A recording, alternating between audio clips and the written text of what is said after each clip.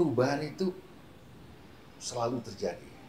Yang abadi adalah perubahan. Iya. Pantare, katanya Heraklitus tahun 1540 sebelum Masehi. Begitu juga. Cuman yang menjadi masalah perubahan itu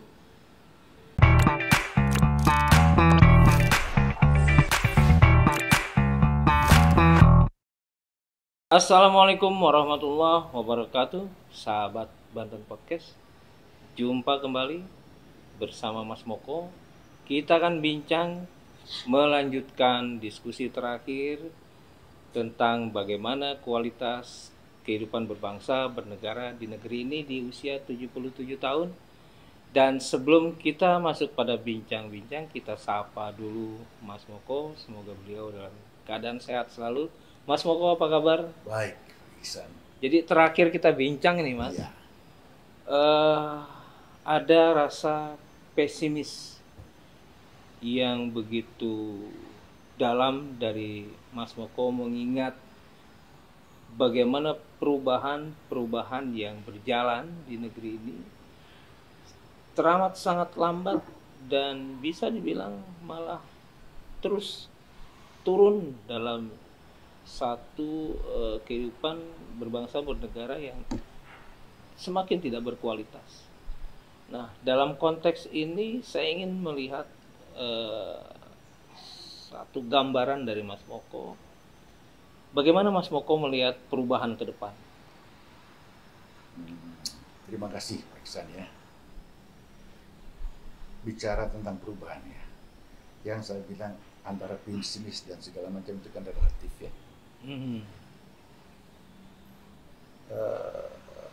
Tergantung perbandingan antara masa lalu dan sekarang dan harapan ke depan. Kedua, antara perbandingan performa penyelenggaraan negara di Indonesia dengan negara-negara tetangga, kita lebih baik atau tentunya ukurannya jelas. Ya. Measure what can be measured, make measurable but cannot be measured. Ukurlah apa yang bisa diukur dan bikinlah yang tidak bisa diukur menjadi terukur. Ini bisa diukur perbandingan kita dan negara tetangga segala macam. Dari zaman Belanda sampai sekarang lebih baik atau tidak, dari zaman Soekarno ke Soeharto, dari Soeharto lebih baik atau tidak. Yang jelas perubahan itu selalu terjadi. Yang abadi adalah perubahan. Ya. Pantare, katanya Heraklitus tahun 1540 sebelum Masehi. Begitu juga. Cuman yang menjadi masalah perubahan itu upward atau downward atau maju atau mundur atau ke kiri atau ke kanan, kan itu perubahannya. Nah, yang Mas Moko lihat begini ya.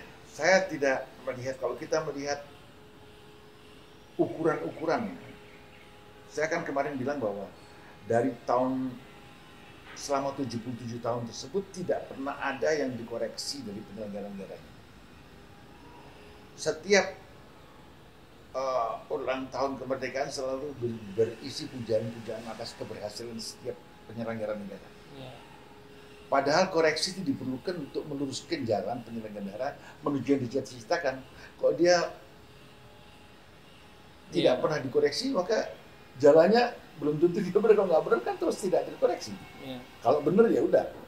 Tapi yang jelas setelah 77 tahun kita merdeka, kemarin saya bilang bangsa kita menjadi bangsa yang terpendek di dunia dengan rata-rata tinggi 161.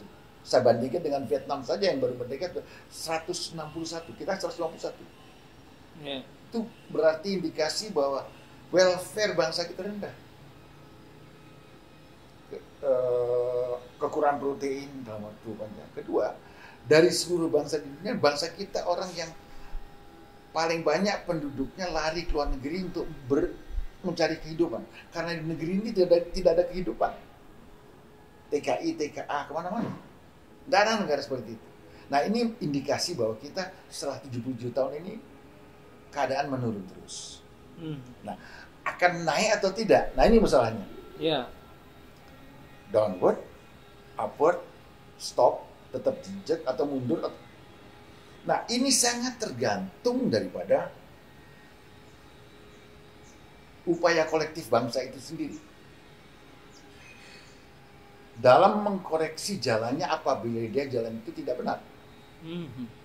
Kemampuan bangsa itu mengkoreksi perjalanan bangsa yang salah itu dikoreksi menjadi benar, dia akan baik. Kalau tidak, dia akan terus merosot. Nah, kapan kita mengatakan itu baik atau tidak? Saya mau cerita aja lah. Ya. Kita bicara masalah ketika Van den Bosch memberlakukan tanam paksa. Tanam paksa itu baik sekali sebenarnya. Saya bilang kemarin bahwa sangat manusiawi karena dia membebankan hanya 20% kepada tanah untuk kerja, lahannya untuk kerjaan yang tanaman yang harus tanam. 20% waktu. Untuk itu dia dibebaskan pajak. Kalau harga jualnya lebih, dia akan dikembalikan ke dia. Manusiawi sekali. Yang salah ketika pengaturannya diserahkan kepada elit pribumi, terjadilah penindasan. Seluruh ketentuan tanam paksa itu dilanggar karena elit pribumi mendapatkan kultur prosenten. Untuk mengejar kultur prosenten ditekan rakyat untuk berproduksi. Tidak lagi 20% tanah yang digarap sampai 80%. Dia 20% waktu tapi sampai 80% waktu. Kedua, kalau harga jual barangnya dia di luar Eropa ternyata lebih tinggi harga pajak, dikembalikan, tidak dikembalikan. Dinyatakan bebas pajak, tanah yang digarap tetap ditarik pajak. Terjadilah kemerosotan, penindasan yang mati di mana-mana. Nah, ini menyebabkan timbulnya perlawanan. Bukan dari si rakyat yang tertindas, tetapi dari negara yang menindas itu sendiri timbul kolektif understand, pemahaman atas situasi penindasan itu, dan seluruhnya menolak. Ambil contoh adalah Vitali pada tahun 1835-36 dia ke arah Garut, Tasikmalaya. Dia melihat bahwa begitu banyak petani itu mati di pematang di jalan tuh. Didiamkan aja, dia bicara sama bupati, "Pak, itu gimana kalau mati yang kelaparan karena dia kerja paksa tersebut?" Disuruh nguburkan. Dia bupatinya bilang apa? "Biar aja, ntar kan dimakan macan." Itu pun sampai ke tangan rakyat. Kemudian ada Max Havelaar yang Anda kan dari Banten, yang menyatakan bagaimana penindasan itu sudah melampaui toleransi negara penjajah sendiri, standar norma di sana.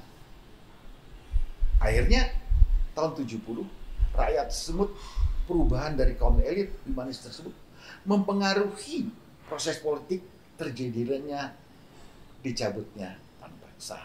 Nah, itu perubahan, itu positif. Dengan menyatakan bahwa turunnya undang-undang agraria. Itu Mas, saya potong dulu.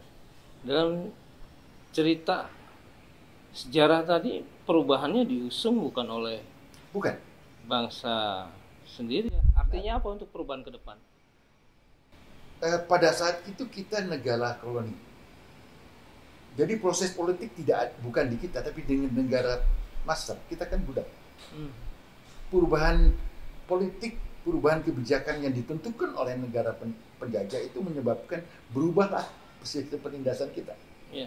Apa artinya sama dengan bahwa saat ini kita masih menjadi budak dari hutang luar negeri yang membuat tidak bisa independen, kemudian juga persoalan Cina misalkan, begini ya, persoalan Amerika yang kemudian tidak bisa dilepaskan. Jangan bicara dulu tentang luar negeri dulu. Oke. Kita bicara dalam negeri. Karena proses tersebut, saya lanjutkan sedikit ya. 2, perubahan itu 1, dicabutnya tanam paksa dijadikan undang-undang agraria. Yang berubah adalah Staten General. Jadi Staten General itu adalah parlemen yang berubah. Turunlah peraturan berhenti. Kemudian lihat miskinnya rakyat begitu, Ada wartawan namanya Bronshoff dari Semarang, Lokomotif, menulis tentang pendirian rakyat itu. Dan dia dibantu dengan tulisan sekitar 1.200 sekian orang dikirim ke Belanda.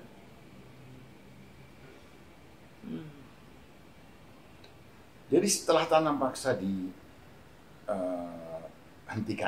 diganti dengan undang-undang agraria, rakyat masih tetap menderita. Ditangkap oleh Bronshoff bahwa di Gerobokan, Pemalang sebenarnya itu kelaparan di mana-mana. Ditulis sama dia di koran Lokomotif tanggal 31 Januari 1879. Berapa penderitaan itu. Dia kejar bahwa itu adalah kesalahan penyelenggaraan negara. Tahun berlanjut terus, tahun 1888 Maret, 125 tulisan tangan orang Belanda di Indonesia. Jadi ini brosur di Belanda menulis surat kepada pemerintah Belanda, kepada bangsa Belanda, DR Belanda. Ini 1888 orang Belanda di Indonesia yang menyatakan bahwa kesalahan Belanda atas penderitaan. Nah, tekanan ini menyebabkan perubahan politik. Dan Staten General mengeluarkan politik etis, yaitu politik balas budi atas kekejaman dia masa tanam paksa. Ya. Nah, itu isinya 3. 1, pendidikan, pengairan, dan imigrasi, transmigrasi. Pengairan, kalau Anda lihat di desa sekarang itu ada pintu air itu semua bikinan tahun Politeknis tahun 1900 sekian. Pemerintah Indonesia juga tidak cukup banyak membuat itu. Kalau Anda coba ke desa-desa mesti ada pintu air. Itu bikinan Belanda semua. Nah, 2 perubahan ini menunjukkan bahwa perubahan itu terjadi pada nasib bangsa itu apabila ada ketentuan yang meregulasi negara itu berubah sehingga terjadi perubahan. Nah, setelah merdeka tidak ada lagi Staten General, tidak ada lagi Raja Belanda, tidak ada Wilhelmina, tidak ada. Nah, adanya adalah apa? MPR, DPR, Presiden. Yeah. Nah, selama 77 tahun itu, inilah yang menentukan penyelenggaraan negara ini. Yeah. Yang kita ukur tadi, dari hutan habis, tambang habis, minyak habis, tapi standar kualitas bangsa ini tambah. Mungkin karena tiap presidensi, apakah itu dari Soekarno sampai sekarang ini mengatakan bahwa masa dia adalah keberhasilan. Tapi yang jelas sampai sekarang kita tambah buruk. Fakta yang kita ukur. Mudah-mudahan Pak Jokowi lebih baik. Insya Allah, saya nggak tahu juga. Nah, ini yang saya bilang. Nah, kembali ditanyakan harapan Anda untuk perubahan itu kemana? Apabila pemilu itu adalah momen penerapan daripada kedaulatan rakyat dalam menentukan penyelenggaraan negara. Kalau dia melakukan koreksi terhadap penyelenggaraan negara yang ada, maka koreksi itu akan merubah arah penyelenggaraan negara. Yeah. Nah, kalau dia downward, merosot, dikoreksi, dinyatakan salah, dan dia ketemukan dikoreksi salahnya, dia akan jadi baik. Tetapi kalau dia menaik, dikoreksi jadi buruk, bisa saja akan balik. Yeah. Itu yang saya bilang bahwa seluruh stakeholder penyelenggaraan negara, stakeholder demokrasi ini harus mengetahui hak kekuasaan politiknya, memahami tanggung jawabnya dalam berpolitik, memahami secara moral bahwa apa yang harus dilakukan dalam penggunaan politiknya untuk mengarahkan penyelenggaraan negara ini menuju kepada cita-cita bersama. Mas Moko melihat pemilu menjadi salah satu variabel yang bisa mengkoreksi dan menjadi sebuah stimulus perubahan di Indonesia? Seharusnya. Berarti Ambil contoh di Amerika saja. Ketika depresi tahun 30 diganti Franklin Delano Roosevelt, dia bikin semua berubah. Dia naik langsung. ya. Kalau seharusnya kan berarti saat ini belum menjadi, saya berharap ya, instrumen perubahan yang tetapi diharapkan. Itulah. Kemarin kan saya bilang bahwa era rasional seperti Descartes bilang, cogito ergo sum. Karena saya berpikir maka saya ada. Era rasionalis itu dimulai dengan meragukan, mempertanyakan fakta, statement atau realita yang ada. Jadi dengan meragukan, mempertanyakan, maka dia akan mencari kebenaran.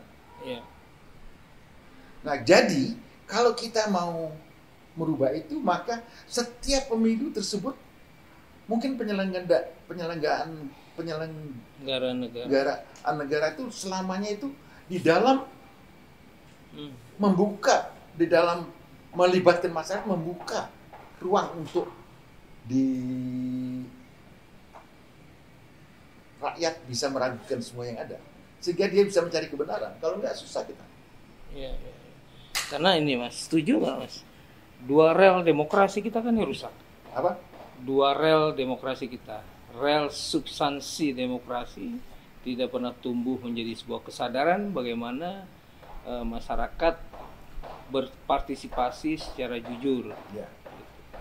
Kemudian yang kedua, rel proseduralnya juga kan rusak, karena penyelenggara pemilu itu pasti harus mendapat restu, rekomendasi dari partai politik. Kalau enggak bakal jadi penyelenggara pemilu. Kemudian yang kedua dalam rel prosedural juga, bahwa basa-basi terhadap politik uang terus terjadi dan dia menjadi bagian dari proyek, karena seharusnya dalam membangun satu antisipasi politik uang itu kan Bawaslu seharusnya seperti berburu di kebun binatang, karena hanya dua pihak yang mengeluarkan menjadi tersangka dalam politik uang itu, partai dan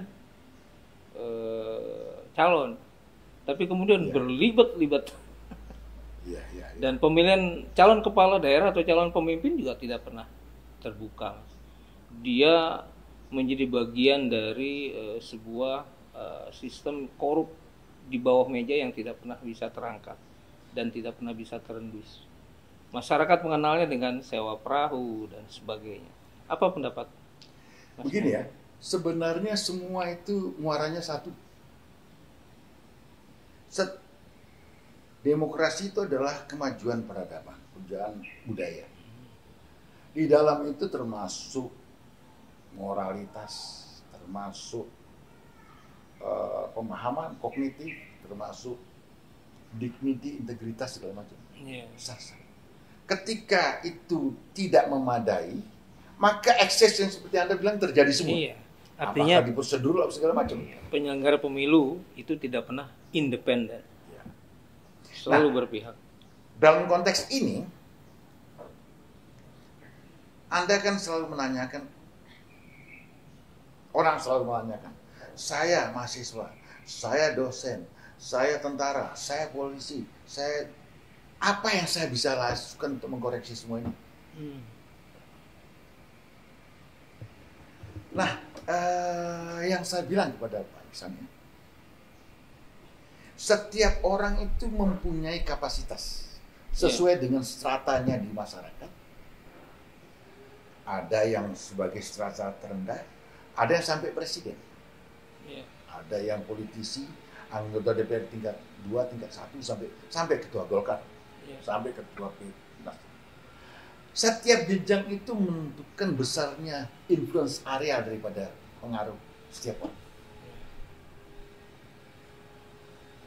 Kalau dia tanya apa yang saya lakukan, Kalau orang seperti mahasiswa, maka dia harus mengadvokasi tentang kebenaran atau mengadvokasi atas perlunya koreksi terhadap masalah yang ada di level dia. Yeah. Kalau seorang kepala keluarga, di keluarganya dia mengkoreksi itu. Misalnya kesalahan moral, kesalahan, dia harus mendidik anaknya tidak berbuat seperti itu. Tetapi kalau dia mempunyai posisi di atas itu, misalnya dia sebagai hakim, jaksa, atau sebagai politisi, maka dalam domainnya itu dia harus mengatakan, mengkoreksi terhadap kesalahan yang ada. Apalagi presiden. Iya. Apalagi DPR, MPR. Kalau dia tidak melakukan koreksi itu, maka pantai Rei, jadi air yang mengalir ini akan terus. Tadi Mas juga sudah sebut tuh salah satu filsuf Yunani, Heraklitus, yang mengatakan bahwa perubahan itu tidak mungkin kalau tidak mengalir dan pasti ada awalan. Ya. Gimana tuh Mas? Ya begitulah saya bilang bahwa pantai Rei. Jadi Heraklitus bilang itu berubah itu kita masukkan kaki ke sungai, walaupun sungai yang sama tapi sudah lain airnya. Nah, awalan dari perubahan di Indonesia kira-kira terjadi seperti apa dan bagaimana? Hanya akan mungkin kalau kita cukup matang sebagai bangsa. Apabila mainstream bangsa ini sudah bergerak secara kolektif, bergerak untuk demi kepentingan bangsanya, bantu dia seperti dilakukan bangsa lain. Misalnya begini, kan kemarin saya sebutkan bahwa makanya untuk mengadvokasi itu kita harus menggunakan contoh-contoh yang mudah dicerna. Ambil contoh tentang kebangsaan, tidak mudah. Kemarin saya bilang bahwa udah banal nasionalisme dan rasional nasionalisme. Banal nasionalisme itu adalah emosional yang ditumbuh karena seringnya exposure simbol-simbol negara. Sedang rasional adalah karena kesadarannya dia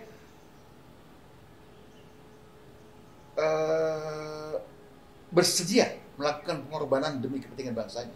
Karena kesamaan sejarah masa lalu, kesamaan masa sekarang, dan kesamaan cita-cita.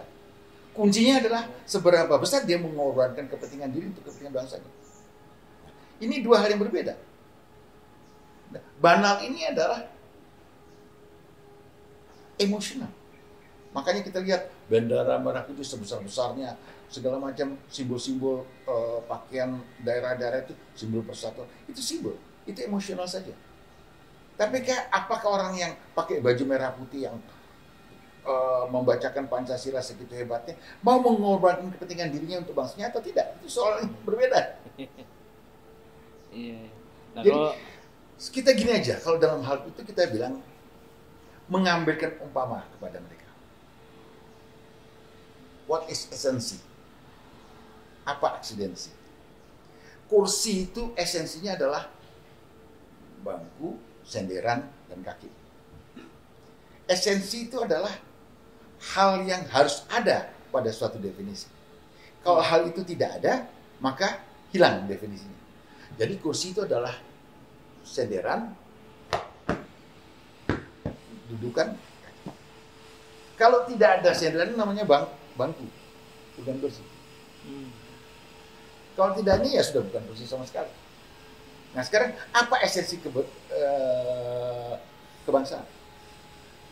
Esensi kebangsaan keberpihakan. Bukan bendera. Kalau ukurannya esensi bendera, besar-besar bendera, semakin besar benderanya semakin kebangsaan, tidak begitu dong. Mengibarkan bendera di laut, semakin dalam lautnya semakin berbahasa. Enggak. Ketika kau sebagai angkatan laut membiarkan illegal fishing, itu ukuran.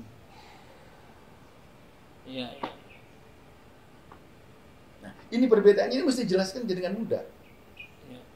Jadi esensinya itu yang tak ada. Jadi jangan dikaburkan sekarang merah putih di mana, pusing kepala gua. Ini yang mesti ditegakkan kepada seluruh bangsa bahwa ada esensi yang perlu dipenuhi sebagai satu bangsa. Kalau itu tidak ada, bangsa ini punah. Oke, Mores? Mas, punya contoh lembaga mana yang menurut Mas saat ini cukup dewasa untuk memandang sebuah esensi dari kebangsaan dan cukup dewasa untuk melihat perubahan itu bagian dari sebuah penyikapan, apakah itu ada di kampus, di partai politik, di lembaga-lembaga pemerintahan, atau tidak ada yang Mas lihat dari semua lembaga yang mungkin secara individu ada tapi belum terrefleksi dalam satu kelembagaan. Jadi artinya apakah lembaga kepolisian, tentara, pendidikan, partai, saya tidak bisa menyebutkan. Tapi saya tahu orang partai ada yang ngerti. Tetapi bukan soal bisa mengerti atau tidak. Kemarin saya bilang begini. Esensi dari mind seseorang itu ada 3.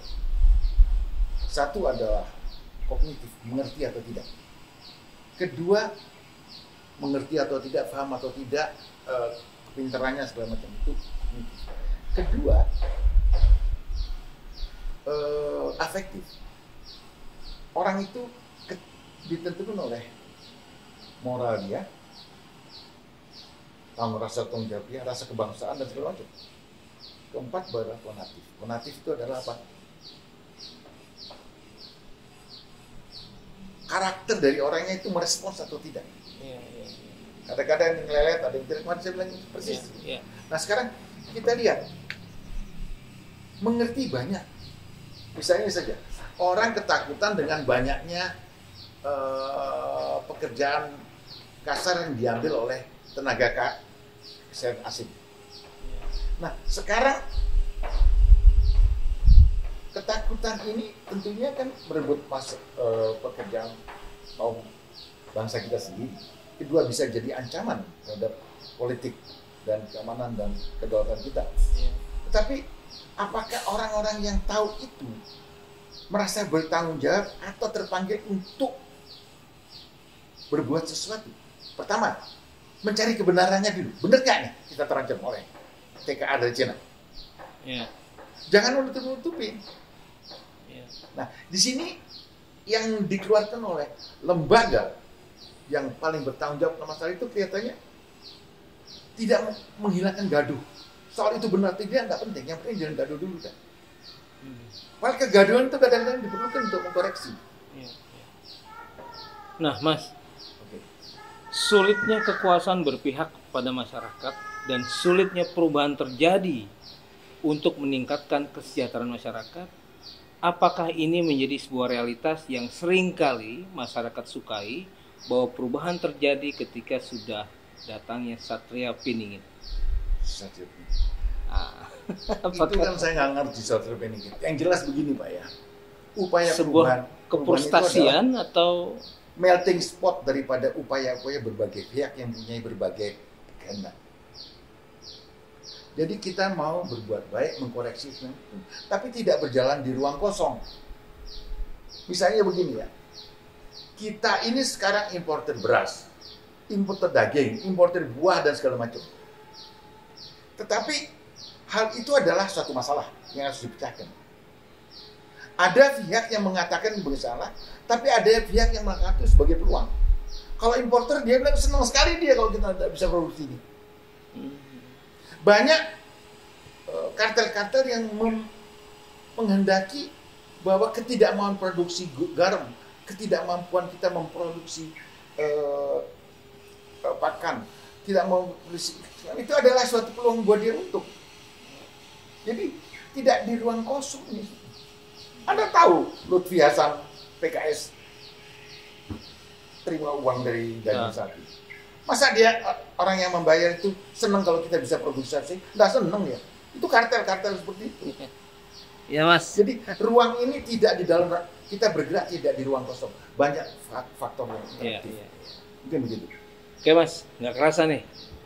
Di akhir bincang-bincang ini, saya pikir persoalan yang dilontarkan Mas Moko sudah jelas. bahwa perubahan membutuhkan sebuah mainstream. Bagaimana bangsa ini bisa melihat persoalan lebih jelas, lebih berani untuk melangkah. Dan sahabat Banten Podcast, apakah Anda siap menjadi bagian dari perubahan atau Anda menjadi sebuah alas dari perubahan? Assalamualaikum warahmatullahi wabarakatuh.